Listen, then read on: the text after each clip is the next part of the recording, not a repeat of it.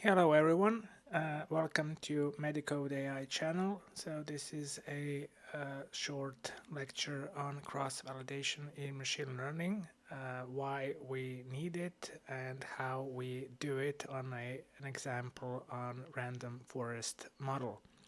So what is a cross-validation? So it is a statistical method used to estimate the skill of machine learning models.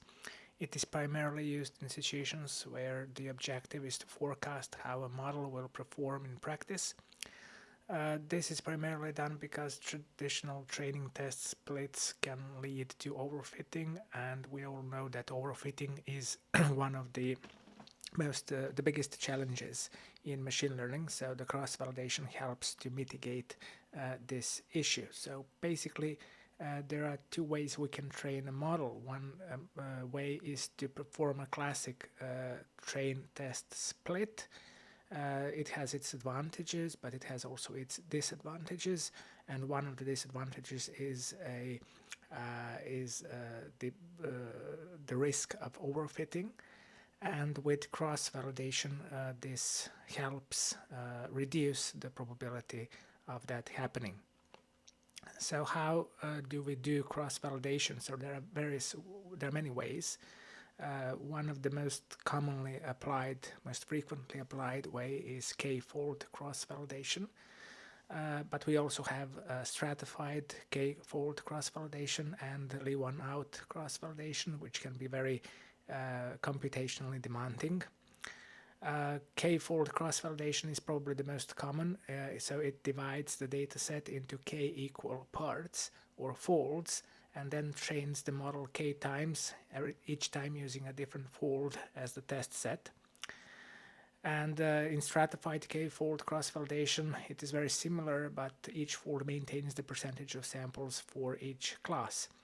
This leave one out cross-validation, the third one, it's a special case where k equals the number of data points in the data set. It's less frequently used and it demands a lot of processing power. So k-fold cross-validation, as I said, is the most commonly used. So one fold is used for validation, while the remaining k-1 folds form the training set.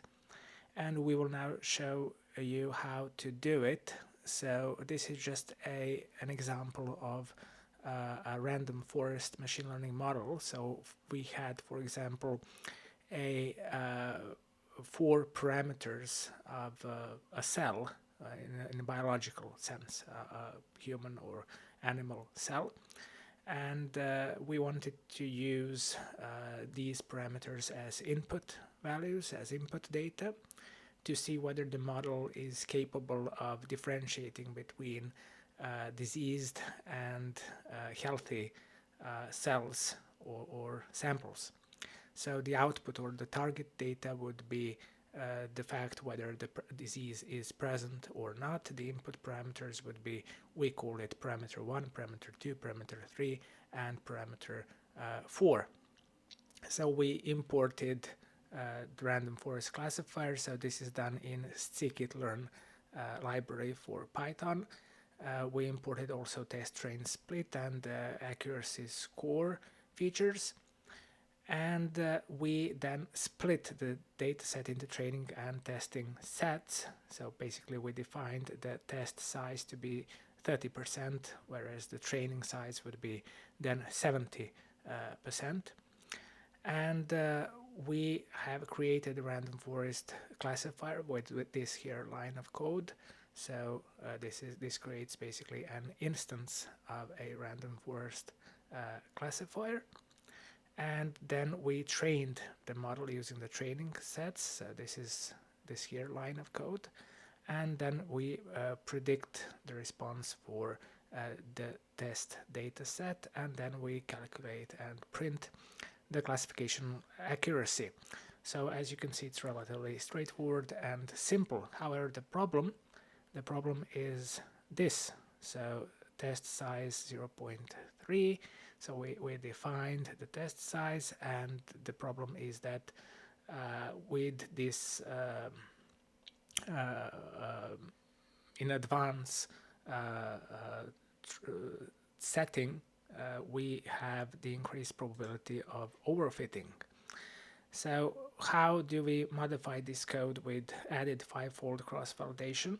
So here we again define the features, we set the target, so it's the same as in previous code. We split the data set here, we create a random forest classifier here, but here this line of code is different. So we set the number of folds and then we insert this line of code. So CV scores, we create the instance and we define here the X train and Y train arguments.